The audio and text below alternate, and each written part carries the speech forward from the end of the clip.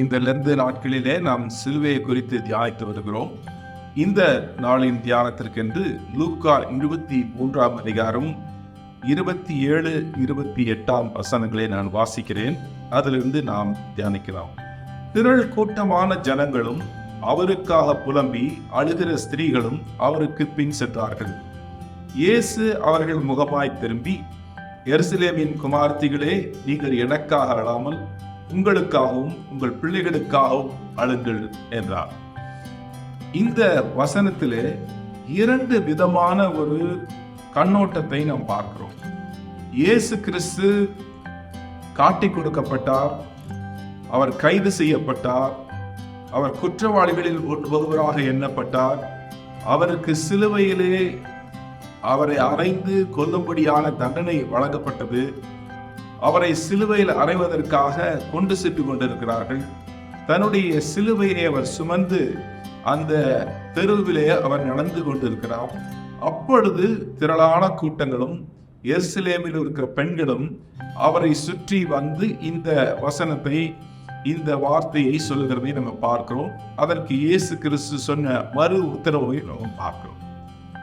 இதுல இரண்டு விதமான பெர்ஸ்பெக்டிவ், ரெண்டு விதமான கண்ணோட்டம் இருக்கிறது. இயேசு கிறிஸ்து தன்னுடைய சிலுவையை சுமந்து செல்கிற அந்த காட்சியை பெண்கள் பார்க்குவதற்கும், அந்த ஜனங்கள் பார்ப்பதற்கும், எருசலேமின் மக்கள் பார்ப்பதற்கும், இயேசு கிறிஸ்து தான் நிறைவேற்றி கொண்டிருக்கிற அந்த காரியத்தை அவர் பார்ப்பதற்கும் மிகப்பெரிய வித்தியாசம் இருக்கிறது. இயேசு கிறிஸ்து சிலுவையை சுமந்து செல்லுகிறதை அவர் பார்க்கிற விதம் ஒரு வெற்றியின் காரியமாக இருக்கிறது. மக்கள் பார்ப்பது அது தோல்வியாக. சிலுவை வெற்றியின் சின்னமா, தோல்வியின் சின்னமா? சிலுவையை என்கிற காரியம் எப்படி பார்க்கப்படுகிறது என்பதை குறித்து தான் இந்த தியானத்திலே முதலாவது, இந்த கூட்டமாய் ஜனங்கள், எருசலேம் நகரத்தார், பெண்கள், அவர்கள் எப்படி பார்க்கிறார்? இயேசு கிறிஸ்துவை பார்க்கும் பொழுது பரிதாபப்படுகிறார். ஐயோ, இப்படிப்பட்ட நிலை இவருக்கு வந்து விட்டதே என்று அவரை பார்த்து பரிதாபப்படுகிறார்கள். அவரை குறித்து கவலைப்படுகிறார்கள். இப்படி ஒரு தோல்வியை சந்தித்து தெரு தெருவாக இழுத்து செல்லப்படுகிறாரே என்று சொல்லி அவரை குறித்து கவலைப்படுகிறார்கள். அவர்களை பார்த்து அழுகிறார்கள். இப்படி அவருடைய ஒரு வெற்றி இல்லாம ஒரு வாழ்க்கையை இவர் முடிக்கிறாரே, எவ்வளவு சிறப்பாக வாழ்ந்தார், இப்படி ஒரு முடிவு வந்து விட்டதே என்று சொல்லி அழுகிறார்கள். அவர் மேல் தன் இரக்கத்தை காட்டுகிறார்கள். இவருக்கு, நல்ல மனிதனுக்கு இப்படி ஒரு அநீதி இழைக்கப்பட்டிருக்கிறதே என்று சொல்லி அதை குறித்து இரக்கப்படுகிறார்கள். ரொம்ப துக்கத்தை அவர்கள் காட்டுகிறார்கள். ஒரு நல்ல மனிதனுக்கு இப்படி ஒரு மோசமான முடிவு ஏற்பட்டதே என்று சொல்லி சொல்லுகிறார்கள். மிகுந்த வேதனை அடைகிறார்கள். என்னென்னமோ சொன்னார், என்னென்னமோ சாதிப்பேன்னு சொன்னார், கடைசியில் இந்த நிலைமைக்கு இவர் தள்ளப்பட்டு விட்டாரே என்று சொல்லி அவர் வேதனை அடைகிறார்கள். அவர் தோல்வி அடைந்தவராக அவரை பார்க்கிறார்கள். அவரை பார்த்து அழுகிறார். தோல்வி அடைந்தவராக, மக்களிடத்தில் இவர் சொன்னதெல்லாம் பலிக்கவில்லை, மக்கள் இவரை சிலுவையில் அறைமணி கொண்டு செல்கிறார்களே, இப்படிப்பட்ட தோல்வியை சந்தித்து விட்டாரே என்று ஒரு பலவீனராக, இப்படிப்பட்ட ஒரு சக்தி வாய்ந்த மக்கள் மத்தியிலே ஒரு பலவீனராக அவரை பார்க்கிறார்கள்.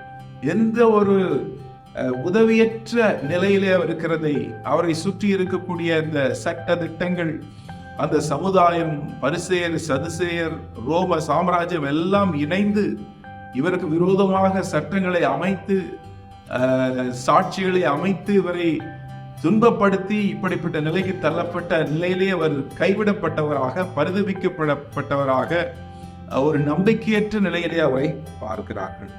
இப்படி ஒரு பாவமான ஒரு மனிதன் இவங்க கையில சிக்கிட்டாரே என்று சொல்லி அவரை பார்த்து, இதை பார்த்து அவர்கள் இயேசு கிறிஸ்து சிலுவை சுமந்து செல்வதை பார்த்து அழுகிறார். இப்படிப்பட்ட ஒரு மனநிலையை இயேசு கிறிஸ்து பார்க்கும் பொழுது அதற்கு பதிலாகத்தான் இந்த வார்த்தையை சொல்கிறார். எருசலேம் குமாரத்திகளே, நீங்கள் எனக்காக அழாமல் உங்களுக்காகவும் உங்கள் பிள்ளைகளுக்காகவும் அழுங்கள். என்ன பார்த்து பரிதாபப்படாதீங்க. நான் செய்கிற இந்த காரியம், நான் சுமந்து செல்கிற சிலுவை, இது பரிதாபப்பட வேண்டிய காரியம் அல்ல. நான் அனுபவிக்கிற இந்த துன்பம், நான் கொடுக்கிற இந்த தியாகம், இவைகளெல்லாம் பரிதாபப்பட வேண்டியவைகள் அல்ல. இவைகள் கொண்டாடப்பட வேண்டியவைகள்.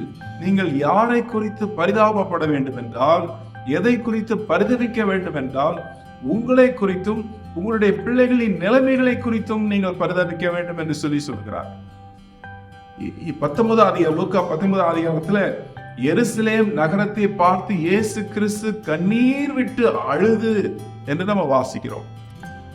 உனக்கு கிடைத்த இந்த நாளாகிலும் நீ உனக்கு சமாதானத்துக்கு ஏற்றவைகளை நீ சிந்திப்பாயானால் அது நலமா இருக்கும். இப்பொழுது அது உனக்கு மறைக்கப்பட்டிருக்கிறது என்று சொல்லி எருசலேம் நகரத்தை பார்த்து அழுகிறார். அவர்கள் பரிதவிக்கப்பட்ட நிலைமையிலே இருக்கிறார்கள். அதை நம்ம வெளிப்படுத்தின விசேஷத்துல நம்ம வாசிக்கிறோம். வெளிப்படுத்தின விசேஷம் 3 அதிகாரம் 17ஆம் வசனத்துல இப்படிப்பட்ட ஒரு காரியத்தை நம்ம பார்க்கிறோம். இயேசு கிறிஸ்து தூதனானவன் சபைக்கு சொல்கிறார், நீ நிர்பாக்கியம் உள்ளவனும் பரிதவிக்கப்படத்தக்கவனும் தரித்திரனும் குருடனும் நிர்வாணியுமாயிருக்கிறதை அறியாமல் நான் ஐஸ்வர்யவான் என்றும் திரவிய சம்பந்தன் என்றும் எனக்கு ஒரு குறைவும் இல்லை என்று நீ சொல்லுகிறபடியா என்று சொல்லுகிறார். இந்த மக்கள் தங்களுடைய நிலைமையை குறித்து பரிதவிக்காமல், தங்களுடைய ஒரு மேசியாவை, ஒரு இரட்சகரை அவர்கள் புறக்கணித்த நிலைமையை அவர்கள் உணராதபடி இயேசு கிறிஸ்துவை பார்த்து பரிதாபப்படுவதை குறித்து இயேசு கிறிஸ்து வருத்தப்படுகிறார். அவர்களுக்கு ஒரு ஆலோசனையாக இதை சொல்லுகிறார். இரண்டாவது, இயேசு கிறிஸ்து செய்து முடிக்கிற காரியம் மிகப்பெரிய வெற்றியின் காரியமாக இயேசு கிறிஸ்து பார்க்கிறார். ஆனால் இவர்களோ அதை ஒரு தோல்வியின் காரியமாக பார்க்கிறார்கள். நம்ம கொலோசியர்ல இதை வாசிக்கிறோம். நம்ம கொலோசியர் 2ஆம் அதிகாரம் 14ஆம் வசனத்துல நம்ம வாசிக்கிறோம். நமக்கு எதிரடையாகவும் கட்டளைகளால் நமக்கு விரோதமாகவும் இருந்த கையெழுத்தை குலைத்து அதை நடுவிலிராதபடி எடுத்து சிலுவையின் மேல் ஆணி அடித்து துரைத்தனங்களையும் அதிகாரங்களையும் உரிந்து கொண்டு வெளியரங்கமான கோலமாக்கி அவைகளின் மேல் சிலுவையிலே வெற்றி சிறந்தார். இப்ப இயேசு கிறிஸ்து நிறைவேற்றி கொண்டிருக்கிற காரியம் சிலுவையிலே வெற்றி. இவர்களெல்லாம் இயேசு கிறிஸ்துவை பார்த்து பரிதாபப்படுகிறார்கள். அவர் அடிக்கப்படுவதையும் துன்பப்படுத்தப்படுவதையும் அவர் தியாகம் செய்வதையும் பார்த்து பரிதாபப்படுகிற நேரத்திலே வேதம் சொல்கிறது, அவர் செய்கிற காரியம் வெற்றி. ஒரு ஹீரோவுக்கும் வில்லனுக்கும் நடக்கிற சண்டையிலே ஏதோ ஹீரோ தோற்று போகிற நிலை அல்ல. இங்க ஹீரோ வெற்றி பெறுகிற நிலை. ஆதியாகமத்தில் வாசிக்கிறோம், இயேசு கிறிஸ்து சர்ப்பத்தை பார்த்து சொல்லும் பொழுது, உன் வித்துக்கும் ஸ்திரீயின் வித்துக்கும் பகையை உண்டாக்குவேன் என்று சொல்லுகிறார். அவர் உன் தலை நசுக்குவார், நீ அவர் குதிங்காலை நசுக்குவா என்று சொல்லப்பட்டிருக்கிறது. அவர் உன் தலையை நசுக்குவார். இங்கு பிசாசின் தலையை நசுக்கி கொண்டிருக்கிறார். சிலுவையின் மேல் வெற்றியை சம்பாதித்துக் கொண்டிருக்கிறார். அப்படிப்பட்ட ஒரு வெற்றியின் காட்சியை இந்த உலகம் ஒரு தோல்வியாக பரிதவிக்கப்படுகிற நிலைமையாக பார்க்கும். It is a world view. இந்த உலகத்தின் பார்வை சிலுவையை பார்க்கும் பொழுது, சிலுவையின் தியாகத்தை பார்க்கும் பொழுது, சிலுவையினுடைய சத்தியத்தை பார்க்கும் பொழுது அவர்களுக்கு அது பரிதாபமாக, ஒரு முட்டாள்தனமாக தெரிகிறது. ஆனால் ரட்சிக்கப்படுகிற நமக்கோ இது தேவபலனாய். சிலுவை பற்றிய உபதேசம் கெட்டு போகிறவர்களுக்கு பைத்தியமா இருக்கு. ரட்சிக்கப்படுகிற நமக்கோ தேவபலனாய் இருக்கிறது என்று சொல்லி நம்ம பார்க்கிறோம். மூணாவது, இயேசு கிறிஸ்து செய்கிற காரியம் மத்தேயு 24:13 படி, முடிவு பரியந்தம் நிலை நிற்பவனே ரட்சிக்கப்படும். இயேசு கிறிஸ்து சிலுவையின் மரண பரியந்தம் தன்னை தாழ்த்தி பிதாவுக்கு கீழ்ப்படிந்தவராக, விசுவாசத்தை கை கொண்டவராக, தன் ஊழியத்தை நிறைவேற்றினவராக, எந்த ஒரு காம்ப்ரமைஸும் பண்ணாதவராக, தன்னுடைய பிரின்சிபிளே, தன்னுடைய சத்தியத்திலே நிலை நிற்கிறவராக அங்கு ஒரு வெற்றியை பெற்றுக் கொண்டிருக்கிறார் என்பதை பார்க்கிறோம். ஆனால் உலகம் எப்படி பார்க்கிறது? அவர் வெற்றி பெற்றவராக அல்ல, அவர் தோல்வி பெற்றவராக பார்க்கிறோம். நான்காவது பார்க்கிறோம், இயேசு கிறிஸ்து மத்தேயு 16:24 கூட்டமான ஜனங்கள் அவர் பின்னாடி வராங்க. என்ன கூட்டமா பின்னாடி வந்துட்டாங்க, எதுக்கு வராங்க அவங்க, இவங்களுக்கு தெளிவா சொல்லிடுவோம் என்று சொல்லி நின்று அவர்களை பார்த்து சொல்றாரு, ஒருவன் என்னை பின்பற்றி வர விரும்பினால் தன்னைத்தான் வெறுத்து தன் சிலுவையை எடுத்துக்கொண்டு என்னை பின்பற்றி வர கடவன். பாதி கூட்டம் போயிடுச்சு. இயேசு கிறிஸ்துவை பின்பற்றி வர மிக முக்கியமான ஒரு ரெக்குயர்மெண்ட் என்னன்னா, சிலுவையை எடுத்துக்கொண்டு தன்னை வெறுத்து பின்பற்ற வேண்டும். இயேசு கிறிஸ்து அதை தான் இங்கு ஒரு முன்மாதிரியாக, ரோல் மாடலாக செய்து கொண்டிருக்கிறார். பிதாவுக்கு கீழ்ப்படிந்து சிலுவையை சுமந்து சிலுவையிலே அறையப்படுவதற்காக, ரட்சிப்பின் திட்டத்தை நிறைவேற்றுவதற்காக, அதனால் ஏற்படக்கூடிய சகல வலிகளையும் வேதனைகளையும் தியாகத்தையும் அவர் அனுபவித்து கடந்து செல்கிறவராக இருக்கிறார். இது கிறிஸ்தவ வாழ்க்கையின் மிக முக்கியமான மைய அம்சமாக இருக்கிறது. நம்ம உலகம் பார்க்கிறது எப்படி? இது ஒரு தோல்வியாக, இது ஒரு பரிதாபமான நிலையாக, நம்பிக்கையற்ற நிலையாக அதை பார்க்க. இரண்டாவது, வாட் இஸ் செலிபிரேட்டட்? இந்த உலகம் எதை கொண்டாடுகிறதோ அதை தேவராஜ்யத்திலே கொண்டாடப்படுவதில்லை. தேவராஜ்யம் கொண்டாடுகிறது, இந்த உலகம் கொண்டாடுவதில்லை. ஒரு மனம் திரும்புகிற ஒரு பாவி நிமித்தம் பரலோகத்திலே பெரிய சந்தோஷம் உண்டாயிருக்கிறது என்று சொல்லுது. ஆனால் உலகம் அதை கொண்டாடுகிறது. உலகம் கொண்டாடுகிறது எல்லாமே மெட்டீரியலிஸ்டிக். எல்லாரும் உலகத்திலே கிடைக்கக்கூடிய ஆசாபாசங்களும் செல்வங்களும் இவைகளுக்குத்தான் இந்த உலகத்திலே கொண்டாடப்படுகிறது. ஆனால் டிரான்ஸ்ஃபார்ம்டு லைஃப், மாற்றப்படுகிற வாழ்க்கை, அவைகளை இந்த உலகம் கொண்டாடுகிறது என்று பார்க்கிறோம். ஜான் பைப்பர் என்கிற ஒரு பெரிய தேவ மனிதன் ஒரு அழகான உதாரணத்தை இதற்காக சொல்கிறார். அவருடைய சபையிலே இதை பேசிக் கொண்டிருக்கிறார். அவருடைய சபையிலே 2 ஊழியர்கள், 2 மிஷினரிகள், ரெண்டு சகோதரிகள் மிஷினரியாக, மெடிக்கல் மிஷினரியாக அவர் ஆப்பிரிக்க தேசத்துக்கு செல்கிறார்கள். அங்கு பல வருடமாக தியாகத்தோடு தங்களுடைய பணிகளை கிராமமாக சென்று அநேகருக்கு மெடிக்கல் உதவிகளை செய்து அவர்களுக்கு குணப்படுத்தி அவர்களுக்கு மிக ஆசீர்வாதமாக வாழ்ந்து கொண்டிருக்கிற வேளையிலே அவர்கள் சென்ற அந்த கார் ஒரு நாள் பிரேக் பிடிக்காமல் அவர்கள் மலையிலிருந்து கீழே விழுந்து அந்த 2 பேரும் அதே இடத்திலே இறந்து போய்கிறார். அவர்களுக்கு அப்பொழுது 80 வயது. இதை அவர்கள் சொல்லும் பொழுது, இந்த வயது மிகுந்த நேரத்திலே ஒரு கிராமத்தில் போய் தங்கள் வாழ்க்கையை செலவழித்து தியாகம் செய்து இவர்கள் முடிவு இப்படி ஆய்விட்டதே என்று நீங்கள் இதை குறித்து பரிதாபப்படுகிறீர்களா? இது ஒரு டிராஜிக் என்று நினைக்கிறீர்களா என்று அவர் சபையை பார்த்து கேட்கிறார். Is it a tragedy? இது ஒரு பரிதாபப்பட வேண்டிய காரியமா? பெரிய அமைதி சொன்னார், இது பரிதாபப்பட வேண்டிய காரியம் அல்ல, இது கொண்டாடப்பட வேண்டிய காரியம்.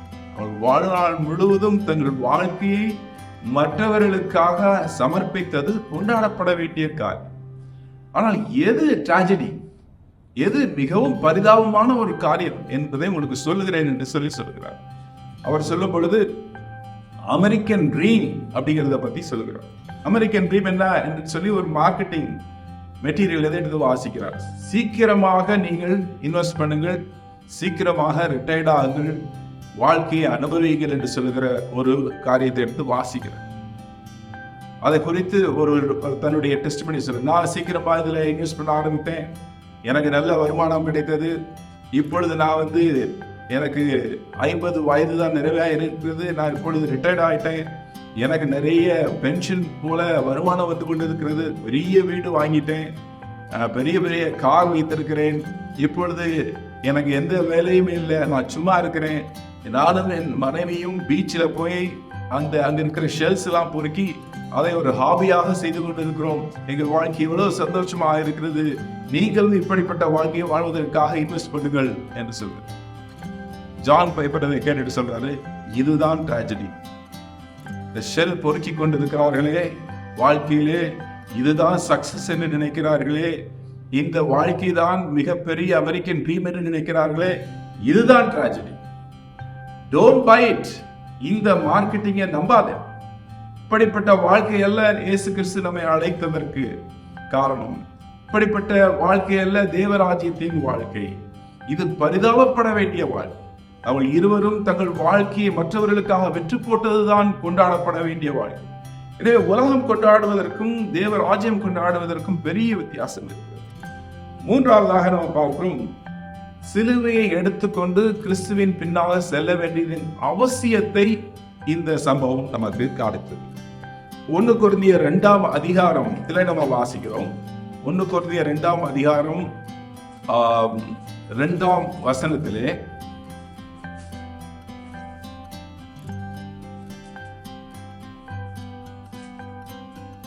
இயேசு கிறிஸ்துவை சிலுவையில் அறையப்பட்ட அவரையே அன்றி வேறொன்றையும் உங்களுக்குள்ளே அறியாதிருக்க தீர்மானித்திருக்கிறேன். பவுல் என்ன சொல்றார்? மக்களுக்கு தெரிய வேண்டிய central gospel Jesus Christ and him crucified. இயேசுக்கு சிலுவையில் அறையப்பட்ட அந்த இயேசு கிறிஸ்து, அப்படிப்பட்ட வாழ்க்கை தான் கிறிஸ்தவர்களுடைய வாழ்க்கைன்னு சொல்கிறார். 1 கொரிந்தியர் 1:22 நம்ம பார்க்கிறோம். இதில் சொல்லியிருக்கிறது, யூதர்கள் அடையாளத்தை கேட்கிறார்கள், கிரேக்கர் ஞானத்தை தேடுகிறார்கள், நாங்களோ சிலுவையில் அறையப்பட்ட கிறிஸ்துவை பிரசங்கிக்கிறோம். சிலுவை ஒரு வெற்றியின் சின்னம், தோல்வியின் சின்னம் அல்ல, பரிதபிக்கப்படக்கூடிய காரியம் அல்ல, கொண்டாடப்பட வேண்டிய காரியம். அது மனிதர்களுக்கு, மனு குலத்திற்கு ரட்சிப்பை சம்பாதித்ததின் அடையாளம். அதை இயேசு கிறிஸ்து தன் வாழ்க்கையிலே நிறைவேற்றி காட்டினதே. இதை குறித்து நம்ம வாசிக்கும் பொழுது, தற்காலத்திற்கு, இப்பொழுது நடக்கிற ஊழியர்களுக்கு, இப்பொழுது நாம் கடந்து வருகிற கான்டெம்பரரி டிசைபிள்ஷிப் ப்ராசஸுக்கு இது ஒரு பெரிய போதனையை கொடுக்கிறதே நம்ம பார்க்கிறோம்.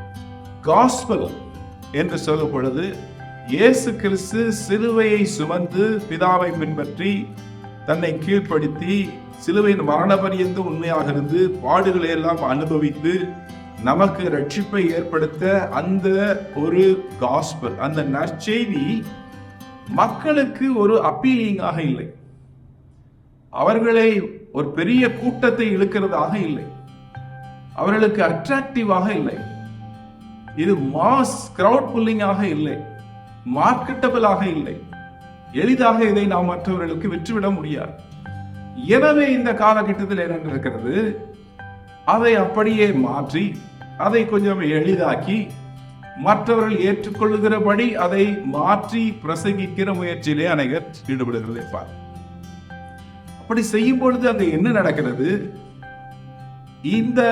இதை பின்பற்றி வருகிறவர்களை சிலுவையை விட்டு வழி விலகி, சுவிசேஷத்தை விட்டு வழி விலகி கடந்து செல்லுகிறதை மாற்றமல்ல, வேதத்தில் உள்ள இயேசு கிறிஸ்துவை மாத்திரமல்ல, வேறு ஒரு இயேசு கிறிஸ்துவை அவர்கள் மக்கள் அறிந்து கொள்ள அல்லது அவரை பின்பற்றக்கூடிய ஒரு பெரிய பயங்கரமான சூழ்நிலைக்கு தள்ளப்படுகிறதை நம்ம பார்க்கிறோம். இரண்டாவது, இப்படிப்பட்ட ஒரு மாயமான, வித்தியாசமான, வேறு விதமான சுவிசேஷத்தை பேசி பேசி பேசி மக்கள் கேட்டு கேட்டு கேட்டு உண்மையான சிலுவையை மையமாக, கிறிஸ்துவை மையமாக கொண்ட அந்த சுவிசேஷம் மக்களுக்கு ஒரு டேஸ்ட்லெஸ்ஸாக இருக்கிறது, அது ருசிகரமாக இல்லை, அதை கேட்கும் பொழுது அது புறக்கணிக்கப்படத்தக்கதாக இருக்கிறது. எனவே அருமையான பிரியமானவர்களே, இந்த நாட்களிலே சிலுவையை குறித்த உபதேசத்திலே நாம் மீண்டுமாக அதை குறித்த அதற்கு முக்கியத்துவத்தை கொடுத்து, சிலுவையில் அறையப்பட்ட இயேசு கிறிஸ்துவை நம்முடைய சீஷத்துவத்தின் மையத்திலே வைத்து, வாழ்க்கையின் மையத்திலே வைத்து நம்முடைய வாழ்க்கையை தொடர்படி உங்களை அன்போடு அழைக்கிறேன். தொடர்ந்து சிலுவை குறித்த தியானங்கள், சிலுவையின் அன்பை குறித்த தியானங்கள், சிலுவையின் தியாகத்தை குறித்த தியானங்கள், அது நம்முடைய வாழ்க்கையை மறுரூபமாக்கட்டும். கர்த்தர் எங்களை ஆசீர்வதிப்பாராக.